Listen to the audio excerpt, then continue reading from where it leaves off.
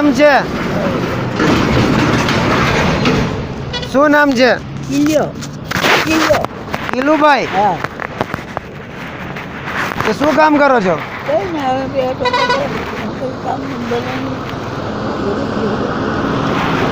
કામ શું કરો તમે? રહેવાનું ક્યાં તમારું? પરિવારમાં કોણ કોણ છે તમારે? બેન છે. બેન ભેગું રહો છો તમે? હા, બેન છે. હું એકલો તમે બેન સાથે તમે રહો છો? હા, બેન સાથે. જમવાનું ટાઈમ પર મળી જાય છે? મળે છે. મારું નામ નિલેશભાઈ છે. હું એક સંસ્થા ચલાવું છું, લાઈફ હેલ્પર ફાઉન્ડેશન. અમે ગરીબ લોકોની મદદ કરીએ છીએ કે તમારી જેવા લોકો હોય, જરૂરિયાતમંદ લોકો હોય એની મદદ કરીએ છીએ. અને અમારું વર્ક વડોદરા પણ છે. વડોદરાથી પણ થાય છે. ત્યાં વિનુભાઈ, દેવભાઈ એ લોકો ચલાવે છે. એટલે અમારું લોક સુરત અને વડોદરાથી બંનેથી કામ થાય છે. જ્યાં લોકો જરૂરિયાતમંદ હોય તેને સુધી અમે પહોંચીએ અને તમારી જેવા લોકોની મદદ કરીએ કે જેને મદદની જરૂર હોય છે. અમે જ્યારે રસ્તા પરથી જતા હતા ત્યારે અમે તમને જોયા કે તમે બહુ બેઠા હતા. અમે જોયું ચાલો દાદા સાથે વાત કરીએ કે દાદા સાથે વાત કરીએ દાદા કઈ રીતના જીવે છે, કેવી પરિસ્થિતિમાં. અમે તમારી પરિસ્થિતિ જોઈ એટલે અમને એમ થયું કે ચાલો દાદાની પરિસ્થિતિ બહુ ખરાબ છે એની સાથે વાત કરીએ. તો તમારા પરિવારમાં તમારી બેન એક જ છે, તમે બેન સાથે રહો છો? મારી બેન આવી છે. આંબા પડી ટાઈમે જમવાનું બધું તો મળી રહે છે ને? મળે. ભગવાન આપતો છે ઉપરવાળો, આપણે ખાવાનું. અત્યારે જમી લીધા કે બાકી છે? મામલા ખાઈ લીધા થોડા. કોઈ આપી જાય તો જમી લો છો? એ જમી બિસ્કિટ છે કઈ. બાકી તબિયત ને એવું બધું તો સારું છે ને? પેટમાં દર્દ થયા કરે, આમાં દુખાવા થાય. ના એ તો તમારી ઉંમર, અત્યારે ઉંમર આરામ કરવાની ઉંમર છે તમારી, અને તમે જે આ બેસો એ સારું ન કહેવાય. સારું કહેવાય. આપણે સાંજે વાપરવાનું જોવે ને. આ તો જમવા માટે તો બધું કરવું જ પડશે. એવી રીતે એવું કરવું પડે. ખાલી ઘેર બે ન કરીએ એમ બે સારું પડી જાય ના જાય. તમે એવી પ્રાર્થના કરો કે લોકોને, તમારી જેવા લોકો સુધી અમે પહોંચી શકીએ, કે ગરીબ જરૂરિયાત લોકો સુધી પહોંચી શકીએ. અમે બી આ લોકોના સાથ અને સપોર્ટથી જ જોઈ રહ્યા છીએ. અમારું કામ બી આ રીતના જ વર્કઆઉટ કરે છે અમારું.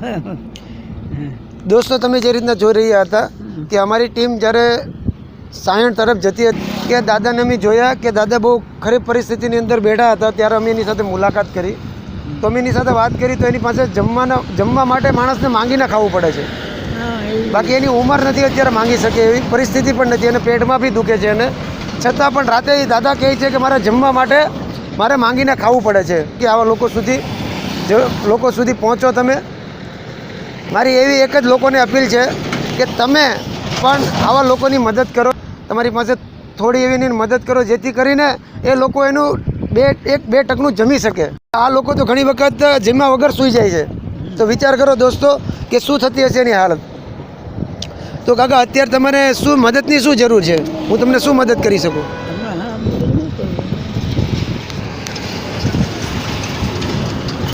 એક મહિનાનું રાશન આપી શકું?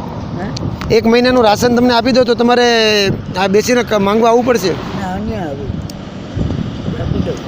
હું તમને એક મહિનાનું રાશન આપી દઉં તો તમારે માંગીને ખાવું પડશે ખરા?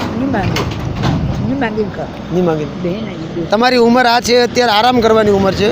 અને અત્યારે આ કોરોના કાળ ચાલી રહ્યો છે, મહામારી ચાલી રહી છે. અને આ મહામારીમાં જો તમે અત્યારે આટા જે રોડ પર નીકળો એ સારું નહીં કહેવાય. કારણ કે તમારા લીધે તમારા પરિવારની અંદર બી પ્રોબ્લેમ આવે. કારણ કે અત્યારે ગંભીર મહામારી ચાલી રહી છે. તમારા ઘરે કોણ કોણ છે દાદા? બેન છે, કામ પર ગયેલા છે. તો ઘરે કોઈ નથી અત્યારે? તમે એકલા જ અહીંયા આવેલા છો? તો હું તમને અત્યારે એક મહિનાની રાશન કીટ કરી આપું છું, જેથી કરીને તમે તમારું પાછળનું ગુજરાન તમારું ચાલે. બરાબર. અને એક મહિનાનું રાશન તમને અત્યારે આપી દઉં. અને પછી જો તમને કાંઈ પણ તકલીફ હોય હા તો હું તમને મારો નંબર આપતો જાઉં છું, હા તો તેમાં તમે કોન્ટેક કરી શકશો અને મારી સાથે વાત કરી શકશો. હા તો ચાલો હું હમણાં થોડી જ વારમાં આવું છું અને તમને 1 મહિનાનું રાશન કરી આપું છું.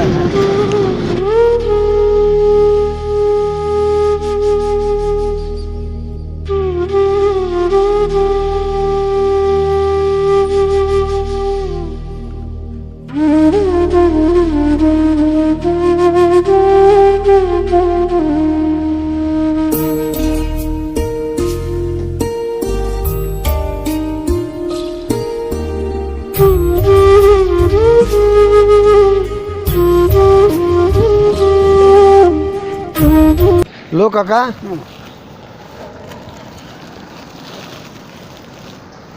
હા 1 મહિનાનું રાશન છે. હારું હારું હારું 1 મહિનાનું 1 મહિનાનું રાશન છે. તમે જે રીતના કીધું હતું એ રીતના બધું મેં હા. લાવી દીધું છે. હારું હવે તમે બહાર જતા નહીં, નહીં નીકળું. બરોબર? અમે જ્યારે પાછા બીજી વખત જશું ત્યારે આવતા મહિને પાછા અમે તમને હા હા પહોંચાડી જશું.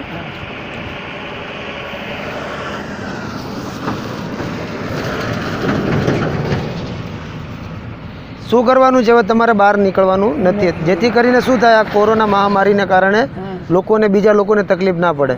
કારણ કે તમારી ઉંમર અત્યારે આરામ કરવાની ઉંમર છે, સાચી વાત છે સાચી વાત કોઈ કામ કરવાની નથી. નથી નથી તો અમે 1 મહિનાનું રાશન તમને લઈ આપ્યું છે. હવે તમે આરામ કરજો. હા હા કેવું લાગ્યું તમને? આમ સારું લાગ્યું. બહુ સારું લાગ્યું ને? આવી મદદ કોઈ દિવસ કોઈ કરી લે? કોઈ નહીં કરે કોઈ નહીં કરે.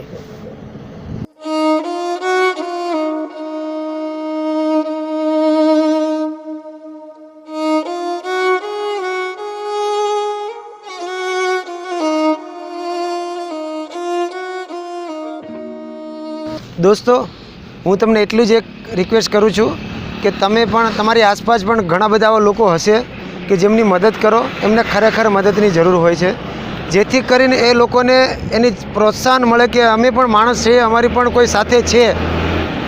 લોકો, તમે ખાલી વિચાર કરો કે મેં દાદાને એટલું લઈ આપ્યું તો બી કેટલા ખુશ થઈ ગયા છે, અંદરથી એને કેટલી ખુશી મળે છે. જો તમારી આસપાસ પણ આવા ઘણા બધા લોકો હશે, તેમની મદદ કરો, જેથી કરીને એ લોકોને પ્રોત્સાહન મળે કે જિંદગી જીવવાની આગળ તેને પ્રોત્સાહન મળે કે અમારી સાથે પણ લોકો છે. તો દોસ્તો, હું તમને એટલું જ કહેવા માગું, જો તમને અમારા કામ પસંદ આવ્યું હોય તો વિડીયોને જેટલો બને એટલો આગળ શેર કરજો. તમારું નાનું એવું શેરિંગ પણ અમને બહુ મોટો ફાયદો કરી આપે છે. તો અમારી યુટ્યુબ ચેનલ અને ફેસબુક ચેનલને આગળ શેર કરો, જેથી કરીને અમે લોકો આવા ગરીબ લોકો સુધી પહોંચી શકીએ અને જરૂરિયાતમંદ લોકો સુધીની મદદ કરી શકીએ. અને તમે પણ જો અમને કોઈ આર્થિક સહયોગ કરવા માગતા હોય તો અમારી વિડીયોની નીચે ડિટેલ આપેલી છે.